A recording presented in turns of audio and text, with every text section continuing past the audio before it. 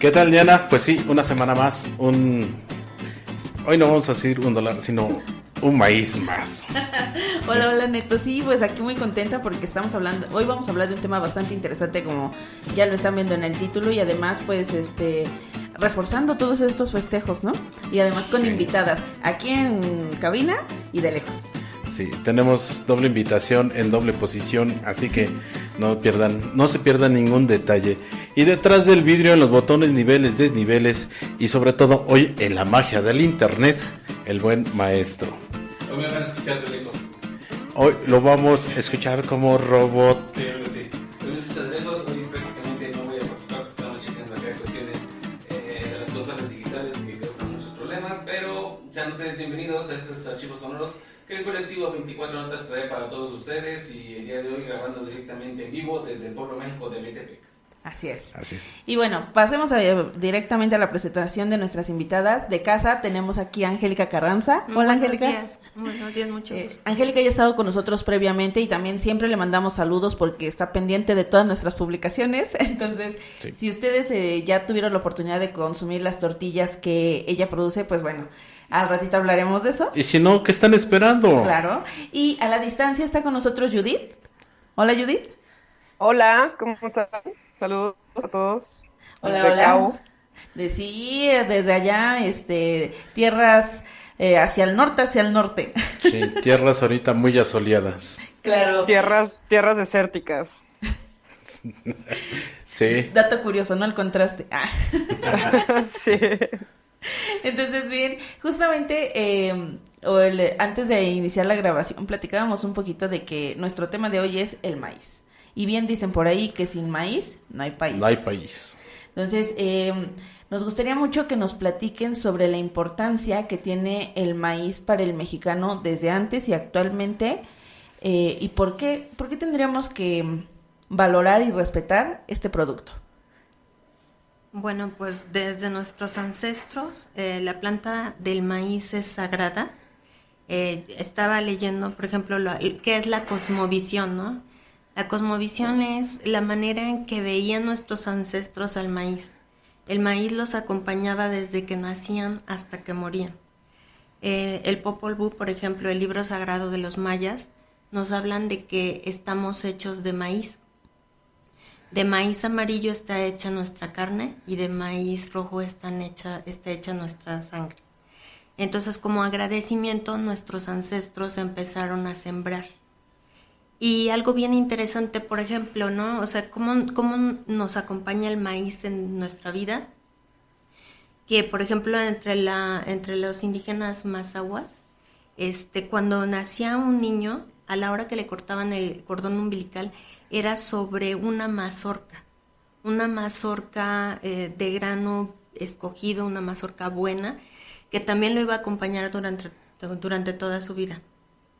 De esta mazorca se le hacía el primer atole, y de los granitos que después resguardaba el sacerdote, se le iban dando granitos para que hiciera su primera milpa, y también esos granitos se utilizaban, por ejemplo, en su boda o en los nacimientos de sus hijos. Son cosas bien interesantes, ¿no? Y obviamente esas tradiciones todavía se siguen entre los pueblos de México. Sin embargo, ya las ciudades pues se ha perdido mucho, ¿no? Y estamos hablando de lo que es el maíz criollo. También otra de las historias, por ejemplo, entre los aztecas, es que cuando los aztecas estaban en decadencia, se supone que Quetzalcóatl observó como una hormiguita llevaba una semillita dorada, ¿no? Entonces le preguntó que de dónde era y le dijo que era de los montes. Entonces Quetzalcóatl fue a recolectar de estas semillitas doradas que resultó ser el maíz, y con eso se salvó el pueblo azteca. Fíjate, o sea, ahorita lo menciona así Angélica, ¿no? Y desde la cosmovisión, toda esta tradición mágica, mística que tenemos, podemos hablar de la importancia del maíz históricamente y culturalmente, ¿no? Y viene la otra parte, o sea, toda la cuestión que tiene que ver con la base de la alimentación mexicana. Sí, que de lo que decimos, ¿no? Que desde hace más de 500 años se produce el maíz criollo, se producen las milpas, junto con las milpas, bueno, los campesinos reciben sus tierras y están comprometidos a sembrar una buena semilla. Cada año se eligen los mejores granos que se van a sembrar. Estos granos producen una masa rica, llena de hierro, proteína, y junto con la nixtamalización, ¿no? Se protege también, se conserva lo que es la fibra. Entonces obtenemos una tortilla de maíz criollo sumamente nutritiva, con aroma a maíz, con sabor a maíz, con esa flexibilidad, ¿no? Que debe tener un taco, ¿no? Que un taco a la hora de que se doble no se te debe partir y quedarte tú con todo el relleno en la mano, ¿no? Yo pensé que decía la flexibilidad de un taco de, pues ponerle a veces sí, chicharrón, también, aparte. o a veces un quesito, o a veces barbacoa. Yo pensé que decías de esa flexibilidad de un taco. Esa es otra flexibilidad importante. Pero, por ejemplo, la prueba de una buena tortilla es que la tortilla tú la calientes, la hagas así, con tu puño cerrado, y a la hora que se abre, la tortilla está intacta. Entonces también... ¿Que la hagas bolita? Sí, que la hagas bolita y queda intacta, ¿no? ¿Esto por qué? Por el almidón que tiene el grano, que le da la tira y correa, o sea, la flexibilidad. Sí. Y aparte la flexibilidad que tiene la masa, ¿no? Para hacer miles de platillos. La abuela decía, no hacer la bolita, sino hacerlo taco queco. Taco. Y de ahí viene la otra parte, ¿no? Creo que es lo que también nos comentaba Judith justamente, esta cuestión de la importancia del maíz a través de la cuestión, en este caso como es su área, biológica, ¿no? Judith, ¿qué nos comentas? Sí, bueno, a mí desde hace muchos años tengo una gran conexión con el maíz. Yo vengo de una familia productora de maíz, por lo tanto conozco, sé todo este proceso de la siembra.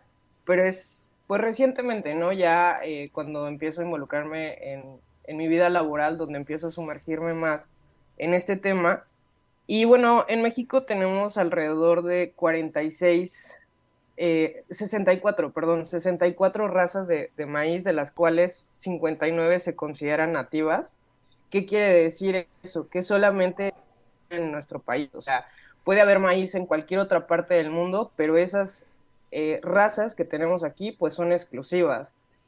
Y si tú vas y le preguntas a la gente cuántos tipos de maíz conocen, te van a dar 2, 3, ¿no? Por ejemplo, en Toluca, uno de los maíces nativos que tenemos es el maíz palomero, por ejemplo, ¿no? O sea, ¿y qué es lo que hace esta diversificación? Bueno, pues son las condiciones climatológicas, incluso geográficas, que tenemos en todo el país, ¿no? Lo que puede provocar que tal vez una especie sí se pueda desarrollar con mayor facilidad en el centro del país, comparado, por ejemplo, con el norte. A lo mejor depende también de la cantidad de agua, del tipo de suelo, etcétera.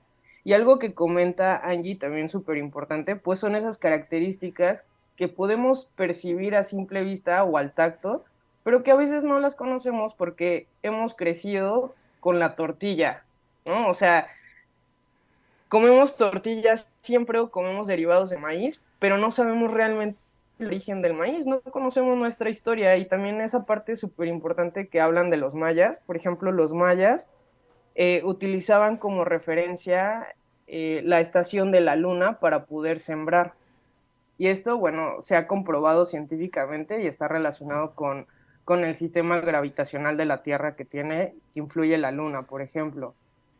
Y también algo muy importante en este aspecto, ya viéndolo desde otro punto más científico, pues es ese sentido de las empresas, de la industria, el buscar maíces que cumplan con ciertas características físico-químicas para poder desarrollar productos como cereales, harinas, etcétera, que obviamente lo que provocan es modificar genéticamente la especie del maíz para que cumplan con esas características industriales y abastecer, ¿no? A nivel mundial.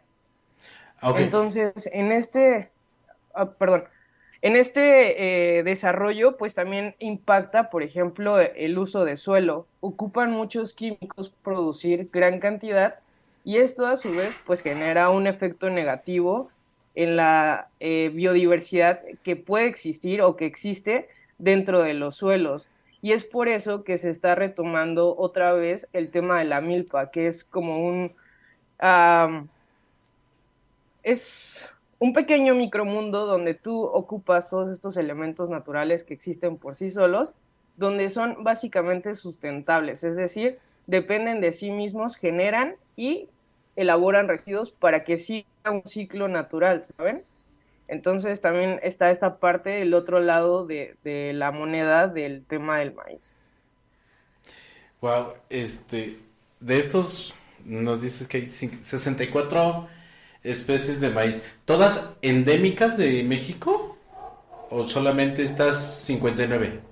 Ajá, hay 64 razas de maíz en México Ajá. y de esas 64, solo 59 se consideran nativas. ¿Qué quiere decir? Que las otras 5 las podemos compartir Ujú. con otros países latinoamericanos. Ok, Pero es decir, que no son exclusivamente de México, también están en otros lados de América. pero estas 5 salen de aquí igual de México y se comparten o fueron mutaciones o son generales. Bueno, todavía no se sabe exactamente de dónde viene, pero por ejemplo en México se llama teocintle, que es la especie, origen, por decirlo así, de donde empieza la diversificación del maíz. Por ejemplo, el maíz o la mazorca cumple con ciertos patrones, tamaño, número de granos que tiene, etcétera, y también depende, por ejemplo, las formas que va generando, los colores y todo esto, se le conoce como diversificación. Entonces, con el tiempo, pues hay una combinación genética, así como sucede con los seres humanos, porque pues hay polinizadores, ¿no? Pueden ser aves, insectos que se llevan el polen a otros cultivos y eso es lo que genera la diversificación. Entonces, para poder determinar estas 64 razas, pues se necesita pues de laboratorios y equipos más sofisticados para determinar cuántas razas son, ¿no? Entonces, lo que sí se sabe es que son 59 nativas, o sea, que son de origen mexicano. Ah, ok. Fíjate, qué interesante porque, por ejemplo, antes de entrar a la grabación, justamente platicábamos también con Angélica de esto, ¿no? De esta importancia que tiene el que conozcamos las variedades de maíz, porque no todos los maíces tienen los mismos sabores, las mismas texturas, y también algo que en lo que ahorita menciona Judith y lo que nos dijo Angie es el hecho de que la milpa es un espacio sustentable cuando se habla de maíz criollo, no de maíz híbrido, ¿no?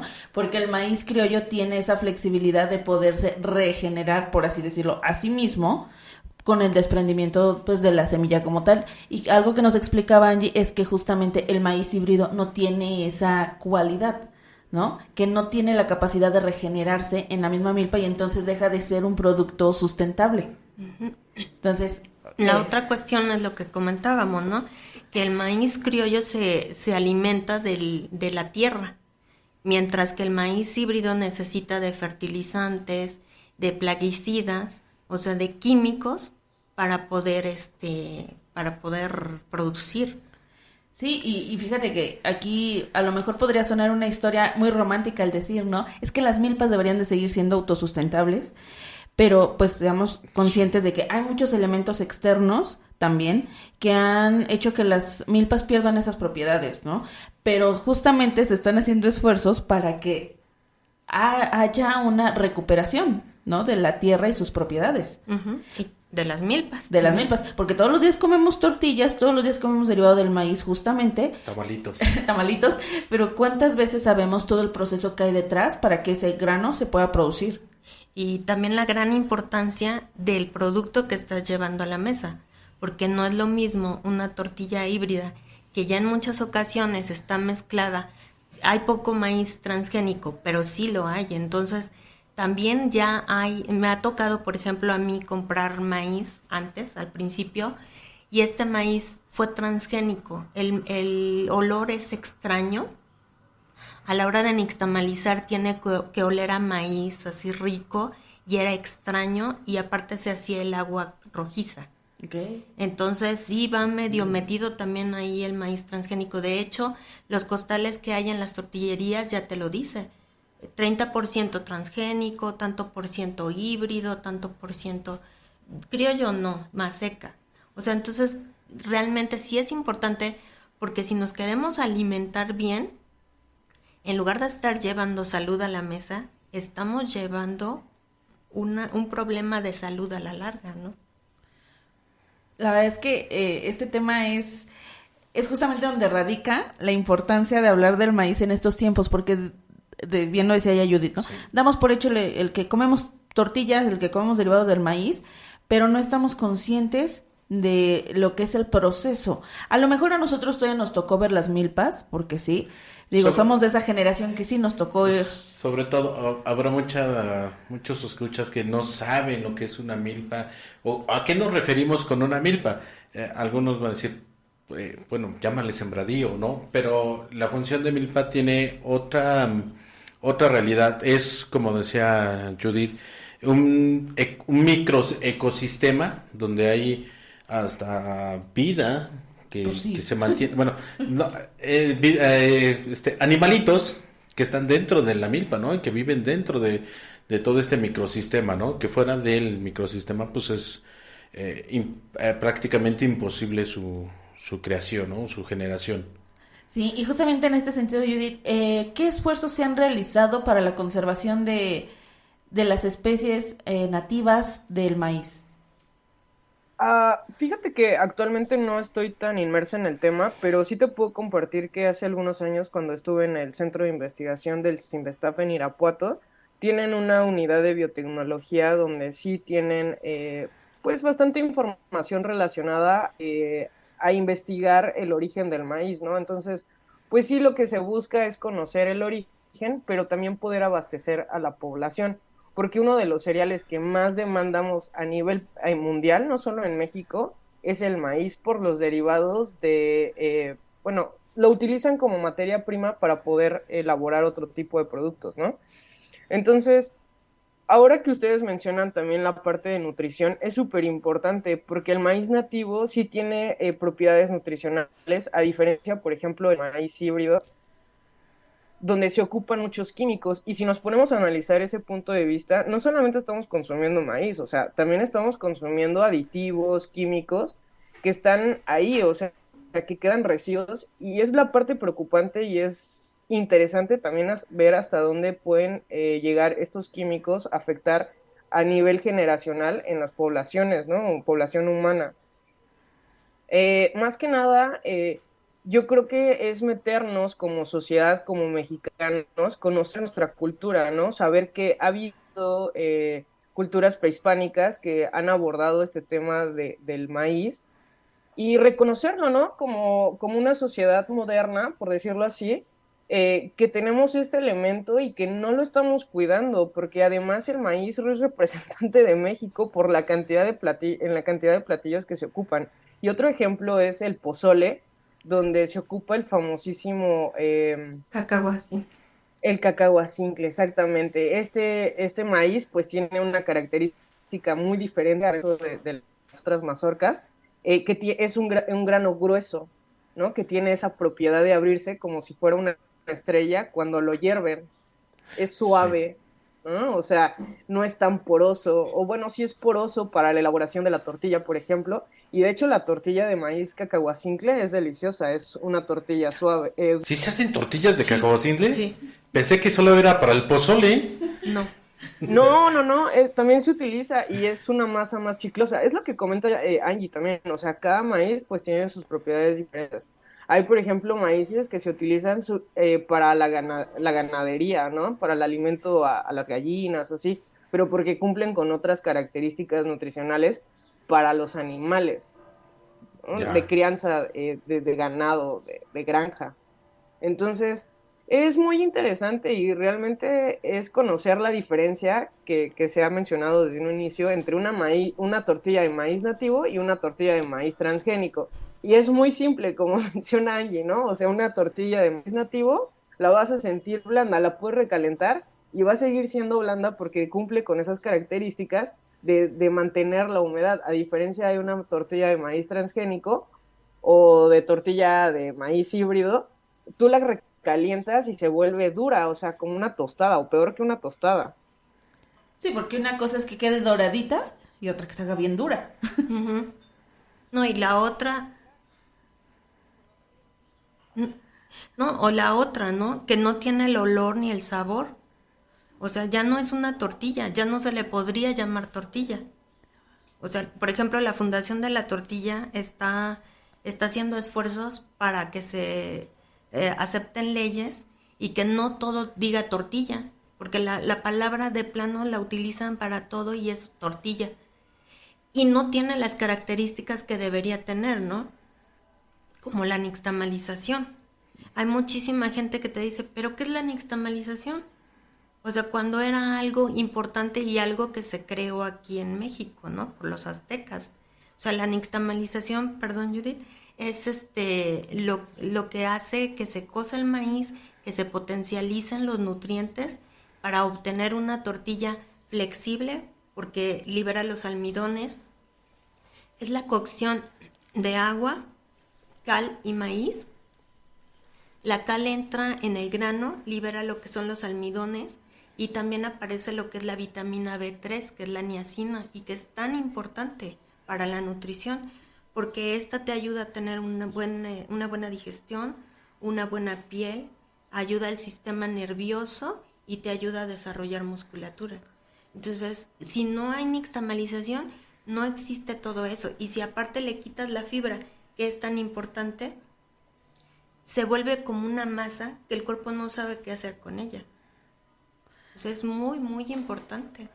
Con razón dije, ha de estar consumiendo mucho transgénico porque ya soy una masa amorfa. Sí, de hecho una tortilla híbrida o una tortilla hecha de harina de maíz tiene más calorías, pero son calorías vacías.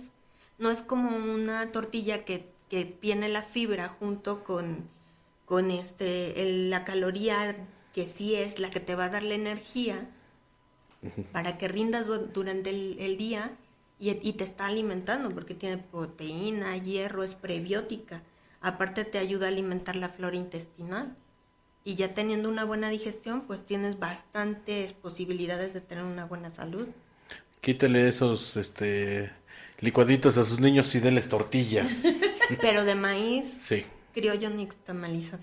Y que es bien complicado, ¿no? Porque también esta cuestión que mencionábamos antes y que también Judith ha hecho referencia, para poder abastecer a la población, por así decirlo, cubrir con esa necesidad de que haya el recurso, pues muchas veces se produce de manera, pues ya controlada, masifica, de manera masiva, y entonces deja de tener estas cualidades el maíz, ¿no? Porque entonces lo que buscas es, pues, que haya para todos, sin importar, o sí debería de importar. En detrimento de la calidad. Sí, entonces está esa parte, ¿no? Hay que cuidar también la calidad del maíz, pero también volteamos a nuestro alrededor, y al menos aquí en la región Toluca-Metepec, pues ya ni hay campos de cultivo, Pero, cerca. sin embargo, lo que le preguntabas a Judith, que yo más o menos he estado presente, por ejemplo, en el intercambio de semillas. En Los Pinos se ha hecho constantemente reuniones de campesinos y se hacen intercambios de semillas. Alguien lleva una mazorca y alguien de Puebla le compra al de Estado de México 20 granitos. Y era lo que les platicaba, el maíz de Chalco, ¿no? De Chalco. Sí. Ese maíz pues era de aquí y siempre se sembraba aquí. Ahora también ya lo siembran en Puebla o en Chiapas o en Guerrero. Y lo que decía Judith, ¿qué pasa? Que haciendo este intercambio logro elevar la cantidad de producción sin irme al híbrido, conservándome en el criollo. Esos son algunos de los esfuerzos que se están haciendo. Yeah. Porque, por ejemplo, de un costal de 50 kilos de maíz criollo, voy a obtener aproximadamente 70 kilos de masa. Sí. Y del híbrido voy a obtener de esos mismos 50 kilos de maíz, 90, 100 kilos de masa. Entonces, esa es la desventaja que tiene el maíz criollo. Sin embargo, sí se están haciendo esfuerzos. Por el otro lado, también la Universidad de Agronomía de aquí del Estado de México está haciendo el esfuerzo de continuar que sea autosustentable, que no se utilicen químicos, pesticidas, fertilizantes químicos, y por ejemplo se está utilizando el ajo a la hora de que se está preparando la tierra para que sea menos vulnerable a los bichos. O se está también mineralizando la tierra, porque ya lo que hablamos, ¿no? Los terrenos no se dejan descansar, están muy desmineralizados, entonces se mineralizan todo en forma orgánica natural para que sigamos conservando la milpa. Ahora, la milpa es mínimo tres verduras que se tienen que sembrar. O sea, nuestros ancestros vivían de la milpa. Sí. Se sembraba lo que es el frijol, la calabaza, el chayote, el chile, y se sembraba el maíz. Entonces, todo en conjunto ayuda a que se mineralice para que sea un maíz más rico. Por eso es que tiene ese sabor, ese aroma. Y de la milpa se vivía. Todo el año se vivía de la milpa, y entonces lo que comentaban los campesinos en Los Pinos es que había menos enfermedades. A la hora que llega más seca, a la hora que llega Maruchan y que llega todo ese producto chatarra, pues entonces la gente empieza a enfermar. Entonces ahorita hay una conciencia de regresar a la milpa para que volvamos a vivir de ella y para que no nos enfermemos. Órale, esta es información que cura. Sí, y la verdad es que volvemos a esta parte, ¿no? ¿Cuántas veces comemos el maíz? Y por qué nos preguntamos también que los abuelitos cuántos años duraban, que estaban sanos, que estaban fuertes y demás. Y es efectivamente por esta diferencia en los cultivos, ¿no? Que no es lo mismo que ahora tengas que producir en masa. Así de, en vez de 1 tonelada tengo que producir 15, 10, 20, 30 toneladas para abastecer a la población, sí, a lo que se producía anteriormente, ¿no? También hay esas desventajas y demás, pero volvemos, o sea, esos esfuerzos, esa parte de decir, hay que rescatar la milpa, esa parte de la combinación de cultivos. Yo recuerdo que hace algunos años mi papá justamente sí tenía su milpa, y sí, a las orillas sembraban frijol y calabaza, ¿no? Era lo que más se sembraba, o haba también. Uh-huh. Entonces, sí, me recuerdo que nos ponían ya en la temporada justamente de finales de septiembre, principios de octubre, a cosechar ya el frijolito, ¿no? Ya íbamos a sacar nuestros frijolitos, porque pues no sembraba así grandes cantidades, ¿verdad? Pero nos salían a veces hasta 2 o 3 botes de esos de 20 litros de frijol. Eran bastante. Sí, pero era esa parte, ¿no? Y era lo que consumíamos, era lo que teníamos en casa. Sí. Y sobre todo esta parte de llevar los ritmos, ¿no? Ya lo mencionaba Judith, ver se fijaba mucho en la posición lunar y todo eso. Yo tenía pensado que solamente se buscaba la luna llena para ir a cosechar elotes en milpa ajena. No, de hecho, creo que, si nosotros nos remitimos también a los calendarios agrícolas, sí, nos vamos a dar cuenta que los calendarios agrícolas de muchos pueblos prehispánicos estaban justamente regidos por los ciclos lunares, ¿no? O sea, ubicaban las posiciones, todo eso. Recordemos que muchos de los pueblos prehispánicos también tenían esta habilidad de la observación de los astros y poder determinar fechas y demás, ¿no? Y que eran muy exactas.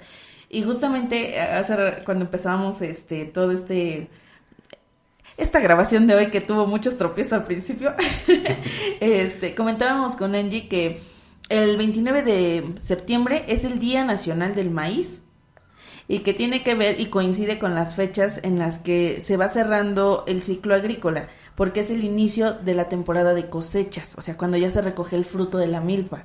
Entonces también tiene que ver con estas cuestiones ancestrales, indígenas y demás. Y de repente dijéramos, pues sí, 29 de septiembre, Día Nacional del Maíz, ¿no? Pero ¿cuál es el trasfondo de ese Día Nacional del Maíz? Y que tiene que ver con los ciclos lunares y porque era la temporada en la que ya se podía cosechar, si no me equivoco. De hecho, me gustaría agregar un tema súper importante en este aspecto, y es que además, como dicen ustedes, la conectividad que tenía con las fases lunares, la fase lunar, es esa conectividad con la propia naturaleza. O sea, eran sistemas desarrollados bajo estos principios de la naturaleza propia. ¿Y qué pasa ahora? Que muchos productores en ese a poder abastecer pues buscan no los policultivos, que es un ejemplo de la milpa, sino el monocultivo. ¿Y qué sucede cuando se siembran este tipo de maíz transgénico o híbrido? Es que muchos de estos tipos de cultivo necesitan de riegos programados, es decir, no están basados como en el principio por ejemplo, de la cultura maya, en el cultivo temporal. Por ejemplo, la milpa, o bueno, el cultivo del maíz, pues generalmente es en esta temporada donde hay lluvia, ¿no? Donde por sí solo crece porque existen las condiciones climatológicas para que se puedan desarrollar. ¿Qué sucede en otros lugares? Que ya no, por el abastecer, pues siembran maíz, pero necesitan de riegos, pues sí, ¿no? Elaborados, industrializados. Y esto también tiene un efecto negativo en el tema del cambio climático. Entonces, cuando hablamos de la producción de alimentos, no solamente estamos hablando de qué tan importante es el alimento en temas nutricionales, ni en el abastecimiento poblacional, sino también en esos efectos negativos que nosotros mismos estamos causando al planeta y que no somos conscientes. Y en este sentido también hablar un poco del consumo de productos de temporada. O sea, ¿por qué buscar siempre productos que salen de la temporada, por ejemplo, como el aguacate, que tienen ciertas temporadas de producción y en ese abastecimiento o en esa necesidad mundial que tenemos, pues buscamos que tener aguacate todos los días del año y no todos los días del año hay aguacate, ¿no? Por ejemplo, entonces sucede lo mismo con el maíz, es un producto de temporada. Pero este grano o este cereal tiene la capacidad de almacenaje que permite tenerlo disponible todo el año. No es lo mismo un producto fresco que un producto como el cereal, ¿no? Entonces también creo que es importante que se aborde y que sepamos este tipo de situaciones que también se ven en los alimentos. Y bueno, eso era lo que quería agregar, Diana. Sí, muy bien. Y me acuerdo mucho ahorita con lo que mencionas, que mi abuelita decía que había temporada de elotes, ¿no? Y siempre decía, ya después ya solo son mazorcas remojadas, ¿no? O sea, hacía ese comentario porque justamente no es lo mismo que sea un producto de temporada a que sea un producto que ahora ya ves elotes en febrero y dices, ay, todo el año hay elotes y esquites, ¿no? Ya en los puestecitos. Y pensaríamos entonces que todo el tiempo se está produciendo el maíz sin ningún problema y que por eso lo podemos consumir todos los días porque todos los días hay tortillas y demás, pero es esa parte, ¿no? O sea, no es lo mismo una producción tradicional, si lo queremos ver así, a una producción industrial. Uh-huh. Y que en esa necesidad de producir un alimento y demás, nos lo comentaba bien Angie al principio, y también está Judith, o sea, ya no es una necesidad nada más del mexicano, o sea, ya es un producto de manera internacional que está siendo parte de la dieta de muchas personas. Incluso nos comentaba un par de casos curiosos aquí, Angie, ¿no? De gente que ha buscado en el extranjero tener maíz para sus restaurantes y demás. Es que eso es un poquito lo preocupante, ¿no? El maíz criollo, porque comentaba una persona en Japón que él compra el exceso de maíz criollo del Estado de México, cuando pues yo no veo el exceso porque yo no he podido conseguir ya maíz criollo, cosa que durante 5 años no tuvimos problema. Entonces no es el exceso de maíz criollo. Esa es otra cosa preocupante. Nos estamos quedando sin nuestra base de alimentación de un buen producto que siempre estuvo disponible. Exacto. Déjenme decirles que yo consumo de las tortillas que Angie produce, ¿no? Y tenemos 2 meses que no hemos podido comer tortillas azules porque ella no ha encontrado maíz azul, ¿no? Entonces esa parte de decir, pues no que siempre había, no, o sea, sí, es un producto que digamos se puede almacenar, y si usted encuentra en ciertos lugares siempre tortilla azul, haga la prueba de limón, por favor, para que sepa si su tortilla es de masa azul, o sea, natural, o la pintaron, ¿no? Haga la pruebita de su limón, pásele un limón, y si la tortilla cambia de color, se vuelve rosita. Si se vuelve rosita, una tonalidad entre morada y rosa, eso sí es una tortilla. Si no cambia de color y nada más se le despinta, aguas, ¿eh? Es pinturita. Es pinturita, y es esa parte, ¿no? Lo que decía Angie. Estamos viendo que en otras partes del mundo, el maíz lo están consiguiendo y resulta que nosotros aquí no lo conseguimos. Uh-huh. Yo tengo una pregunta para Judith antes de irnos, porque ya nos está comiendo el tiempo.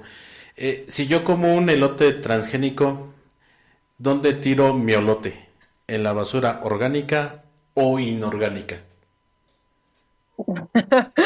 Pues es orgánico, ¿no? O sea, al final, pues es un elemento natural, ¿no? Solo podríamos considerarlo inorgánico si fuera de plástico, ¿no? Pero pues al final cuenta con esas características biológicas, por lo tanto, pues es orgánico. ¿Qué es lo que lo hace o por qué se dice transgénico o híbrido? Es porque hay una modificación genética a nivel laboratorio. Es decir, por ejemplo, esas características porosas que tiene el maíz nativo, no las tiene el maíz híbrido ni el maíz transgénico. ¿Por qué? Porque la industria lo que busca no es generar masa, sino lo que busca es producir harina. La tortilla de maíz nativo no pasa por ese proceso de harina, pasa por un proceso de masa, por eso es el proceso de nixtamalización, donde se ablanda y todo este proceso que ya mencioné al principio, Angie, es un proceso donde se ablanda el grano para poder pasarlo en una máquina donde se hace una masa, no tenemos el proceso de harinaje. Entonces, eso es lo que busca la industria, hacer que sea mayor cantidad, pero a través de la harina. La industria no busca la nixtamalización. Y también yo he leído mucho sobre la nixtamalización y es un proceso muy, muy bueno a nivel nutricional. O sea, no añades ningún tipo de químico, a diferencia pues de la harina, donde sí hay muchos químicos para poder mantener esa propiedad, ¿no? De harina. Y bueno, regresando a tu pregunta, pues es orgánico. Sí, es orgánico, pero pues el granito que se caiga no va a tener la posibilidad de regenerarse. Ajá. Sí. Y también puede ser dañino, ¿no? Porque si es una molécula de maíz mezclada con una molécula de una planta pesticida, que si se acercan los bichitos se van a morir, yo no entiendo cómo nosotros nos la vamos a comer y a la larga no nos va a producir algo, ¿no? En unos años nos van a decir, ay, perdón, sí tenían razón. ¡Sas! Ok. Bueno. Híjole, la verdad es que es un tema súper interesante y por acá con Judith ya quedamos que ahora que venga acá a Toluca, Metepec, va a regresar con nosotros. A las tierras frías. Ay. Entonces, pues estaremos pendientes porque hay mucho que hablar, mucho que platicar. La verdad es que el tiempo, como siempre, no nos ayudó, nos falta. Solamente nos queda agradecerles el que hayan aceptado esta invitación, que se hayan tomado la oportunidad de estar aquí hoy con nosotros. Y bueno, recuerden que estos podcasts llegan a ustedes gracias a Notas con Sabor. El deleite al paladar de su boca. Y que esta línea de galletas no solamente ya se queda en galletas, también tenemos panadería artesanal, pan de masijo, ricos bolillos. Entonces, por favor, Pan pues de muerto y pan de muerto también, pambazos. Y galletas de maíz para Día de Muertos. Sí, galletas de maíz para Día de Muertos, para toda la temporada. Nosotros producimos galletas de maíz todo el año, pero no porque tengamos maíz híbrido. Tenemos troje. No, lo que pasa es que tenemos ya el maíz hecho polvito y pues se puede guardar mejor así. Entonces, bueno, recuerden visitarnos en nuestras redes para que puedan conocer más de nuestros productos y seguirnos en todas las plataformas donde puedan escuchar este podcast. Si ustedes googlean Spotify. Ustedes googleen 24 Notas Colectivo. Pláticas del Colectivo. Ok. Pláticas del Colectivo, les van a salir todas las plataformas donde nos pueden encontrar. También. Ya, no se olviden, nos vemos. Gracias. Gracias. Adiós, muchas gracias.